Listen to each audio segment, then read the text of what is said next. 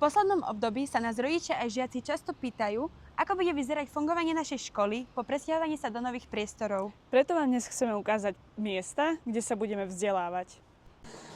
Nachádzame sa v spoločných priestoroch školy. A ako môžete vidieť, v škole sa práve intenzívne pracuje.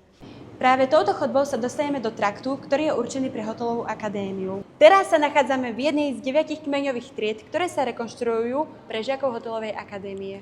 Tieto úpravy prebiehajú s cieľom vytvoriť kvalitné a moderné podmienky na vzdelávanie.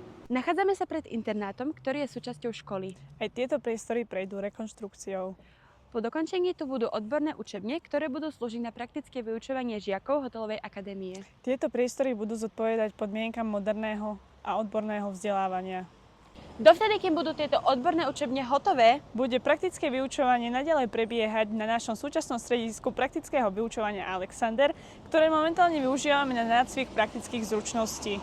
sťahovanie do nových priestorov prináša veľké zmeny, ktoré nie sú vždy jednoduché. Preto je pre nás dôležité hovoriť otvorene a vecne o tom, ako bude naše fungovanie vyzerať.